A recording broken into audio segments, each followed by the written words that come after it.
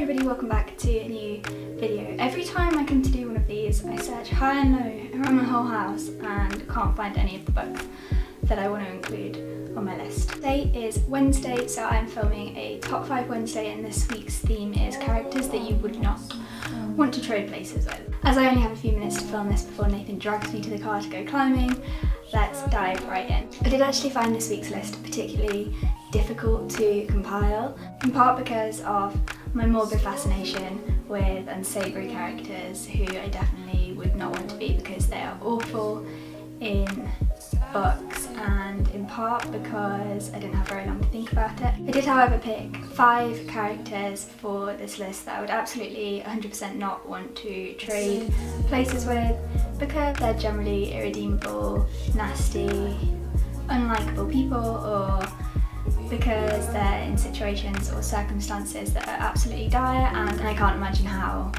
I would cope.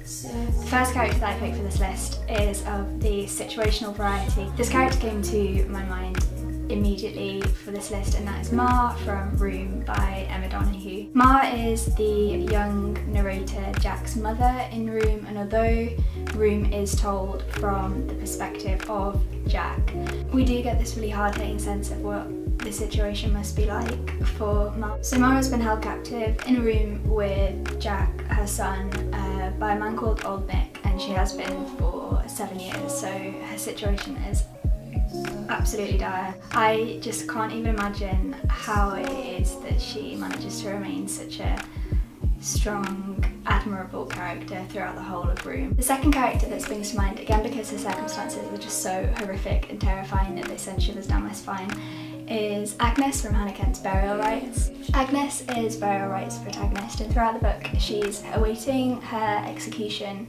for the murder of her former employer, and she's living out her last kind of numbered days on a rural Icelandic farmstead in 1829. She's in a pretty awful situation, all things considered. I definitely don't envy her at any point in this book, but that said, this is an absolutely beautiful, haunting book, and I would definitely recommend it for a kind of gloomy, atmospheric, heartbreaking read. My third pick for this list is Patrick Bateman from American Psycho, for no other reason than he's a horrible, nasty, sadistic, violent psychopath who murders and tortures women in the most disgusting ways and is generally just horrible. He has literally no redeeming qualities whatsoever that I can think of, so he was a very easy and very obvious pick for this list. The next character on my list suffers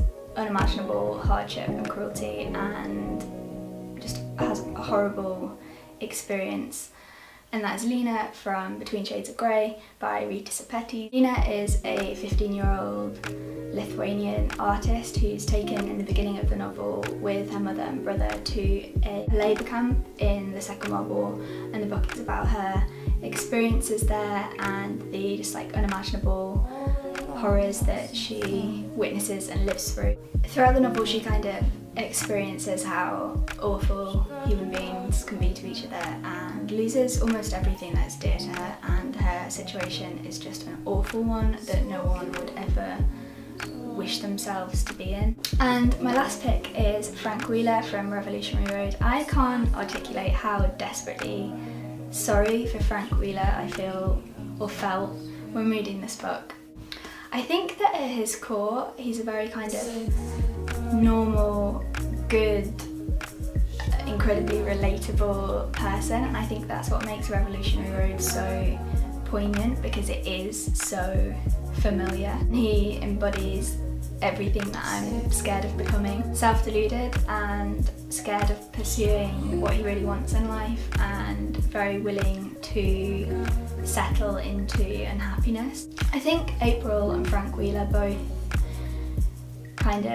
they're both unhappy with the lives that they're living, and they're both disappointed and frustrated with suburban life, but neither of them are actually motivated enough or aspirational enough to change their circumstances or do anything about their frustrations. In the end, they pay the very human cost of that fool's paradise, and I think that is probably the main reason that Frank Wheeler made it onto my top 5 characters that I wouldn't want to be. So that is it for my top 5 Wednesday for this week. I'm sorry that it was so rushed.